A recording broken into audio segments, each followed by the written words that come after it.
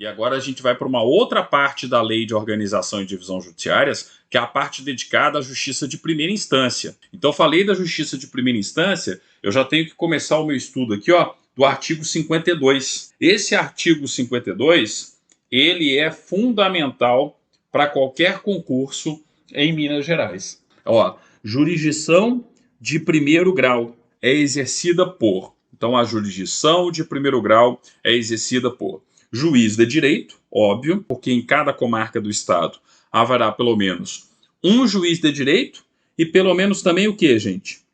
Um tribunal do júri. E, quando for o caso, a comarca também tem juizado especial. No fundo, é a representação daquele esqueminha. Ó. Em qualquer comarca, eu encontro pelo menos um juiz de direito, porque se eu tenho uma comarca, ela é pelo menos uma comarca de vara única. Além do juiz de direito, pode existir também o quê? A instalação de um tribunal do júri, pois pode acontecer um crime doloso contra a vida e o tribunal do júri é instalado. Então, automaticamente, em qualquer comarca, nós vamos encontrar um juiz de direito e um tribunal do júri. Só que, a depender da situação também, a comarca pode ser sede de juizado especial. Eu posso ter um juizado especial formalmente instalado na comarca. Aí o importante é lembrar o seguinte, ó, da decisão do juiz de direito e do tribunal do júri, recurso, quando cabível, né, porque no tribunal do júri nem sempre é cabível, recurso para o TJMG.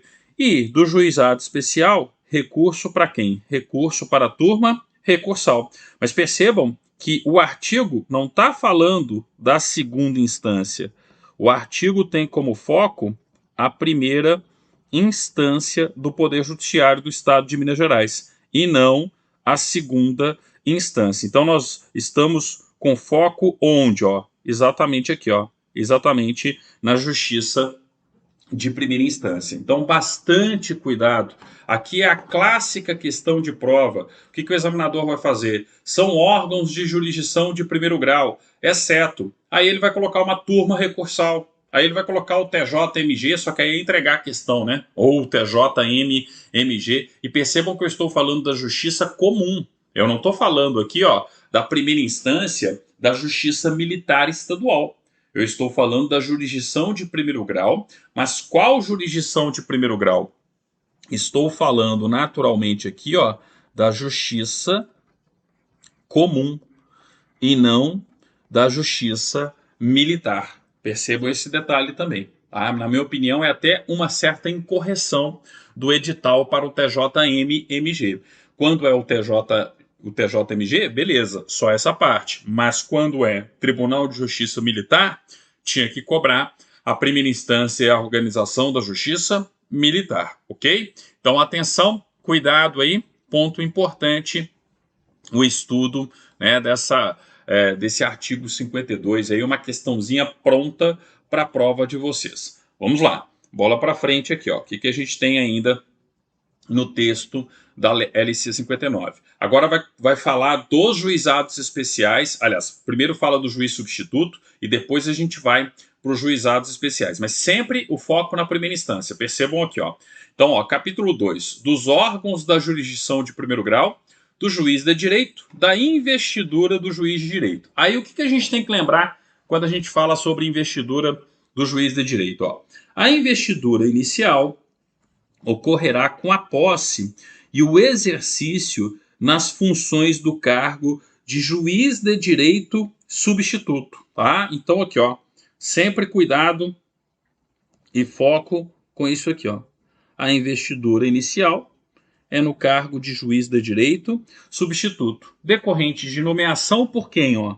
Nomeação pelo presidente do Tribunal de Justiça. Isso aqui, apesar de ser repetido lá no regimento interno do Tribunal de Justiça, também é outro ponto importante. Então, atenção, ó, cargo inicial na carreira da magistratura em Minas Gerais, juiz de direito substituto. E óbvio, né? Quando a gente fala dessa investidura inicial aqui, é uma ótima oportunidade que o examinador tem para cobrar o artigo 93, inciso 1º, da Constituição Federal de 88. E aí vocês vão ter que lembrar, ó, todo concurso, todo ingresso na carreira da magistratura é para o cargo de juiz substituto. Além disso, o concurso é necessariamente um concurso de provas e títulos, tá? Além disso, o que vocês têm que lembrar? Que eu vou ter a participação da OAB em todas, né, as fases, ok? Participação em todas as fases. E eu vou exigir do bacharel em Direito, no mínimo, quanto tempo de atividade jurídica? No mínimo, 3 anos de atividade jurídica, tá? Então, ó, no mínimo, 3 anos de atividade jurídica. Então, no mínimo, 3 anos de atividade jurídica, ok? Então, eu falei justamente do juiz de direito substituto, nomeação pelo presidente do Tribunal de Justiça, e aí respeitando sempre o texto da Constituição. A posse do juiz de direito substituto é no órgão especial, só que essa informação está onde? Está lá no regimento interno do Tribunal de Justiça, tá? Então a gente coloca aqui, ó, a posse é onde que acontece a posse, professor? Pode puxar uma setinha aqui, ó. Deixa eu puxar uma setinha aqui. Posse no órgão especial do TJMG. Tá lá no regimento interno, compete ao órgão especial do TJMG dar posse aos juízes substitutos, tá? Mas enfim, isso é uma questão para o regimento interno do TJMG. Então, cuidado com isso aí. Cuidado com o enunciado, tá?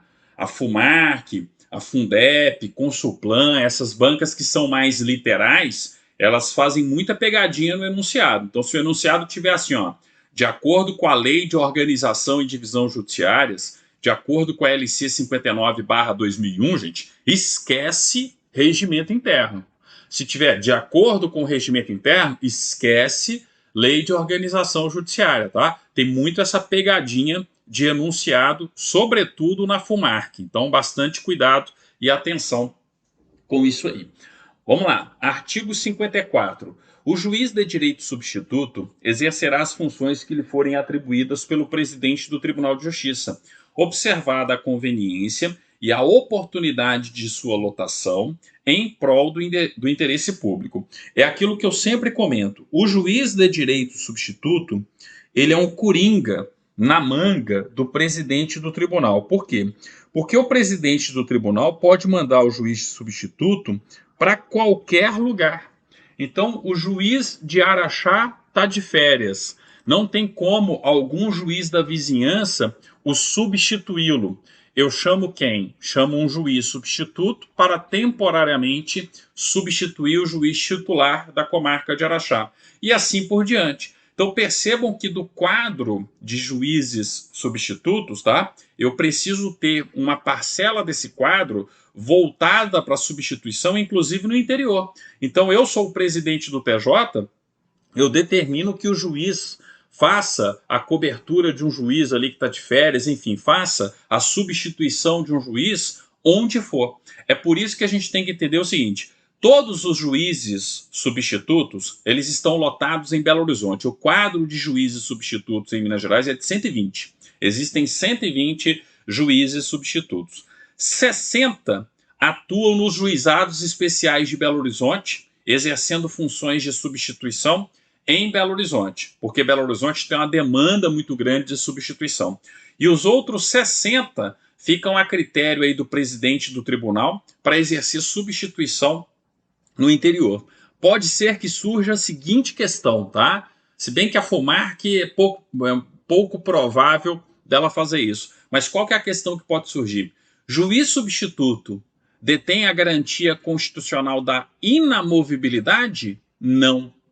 Ele não é titular de vara. Como ele não é titular de vara, é por isso que o presidente do tribunal pode mandá-lo para qualquer comarca do estado.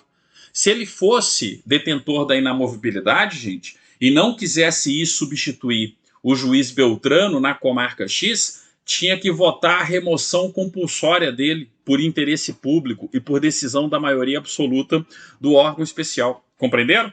Então é por isso que juiz substituto não pode ser detentor da garantia da inamovibilidade, porque se ele for detentor da garantia da inamovibilidade, como é que o presidente vai determinar que ele exerça a função de substituição em qualquer comarca em que essa substituição se faça necessária? Compreenderam?